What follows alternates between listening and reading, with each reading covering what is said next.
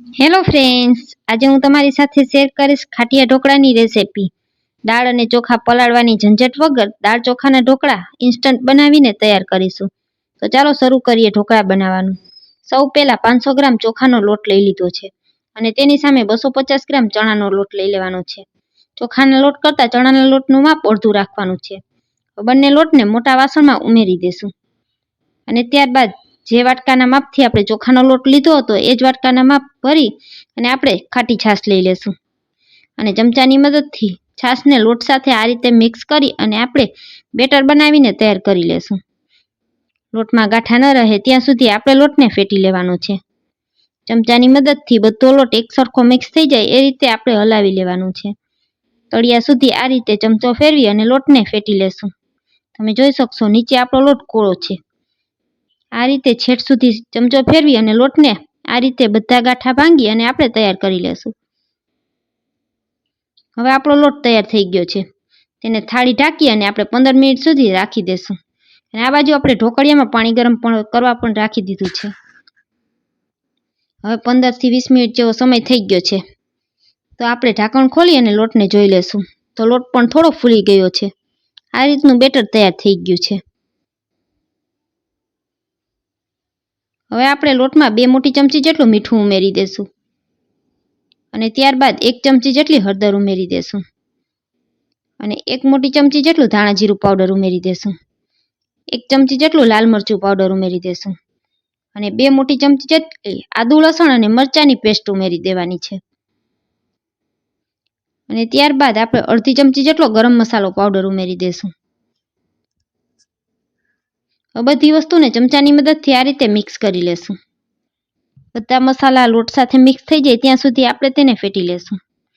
લોટને આ રીતે એક જ સાઈડ ફેરવતા રહેવાનું છે। હવે લોટ આપણો સરસ ફેટાઈ ગયો છે તો તેમાં 5 ચમચી જેટલા લીંબુના ફૂલ ઉમેરી દેશું અને અડધી ચમચી જેટલો બેકિંગ સોડા ઉમેરી દેશું અને બંને વસ્તુને એક્ટિવેટ કરવા માટે આપણે 1 ચમચી જેટલો લીંબુનો રસ ઉમેરી અને બેટરને આ રીતે ફેટી લેશું। હવે બેટરને આપણે એક જ દિશામાં આ રીતે 5 મિનિટ સુધી ફેટતું રહેવાનું છે। તમે જોઈ શકશો કે બેટરમાં આ રીતે બબલ્સ પડવા લાગ્યા છે। હવે આપણા ઢોકળા એકદમ સોફ્ટ બને એ માટે 2 ચમચી જેટલું તેલ ઉમેરી દેશું અને ફરી પાછું બેટરને આ રીતે ફેટી લેશું। આપણું બેટર લીંબુના ફૂલ અને બેકિંગ સોડા ઉમેરવાથી આ રીતે ફૂલી ગયું છે।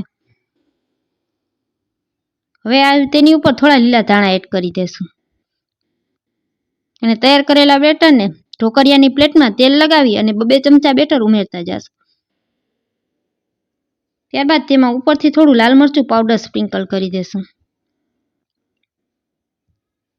અને હવે આ જ રીતે ઢોકળિયાની વાટકીમાં પણ આપણે તેલ લગાવી અને તેમાં પણ થોડું થોડું બેટર ઉમેરી દેશું। હું અહીં ડીશ અને વાટકી બંનેમાં ઢોકળા બનાવું છું। તમને જે પણ પસંદ હોય તે તમે બનાવી શકો છો।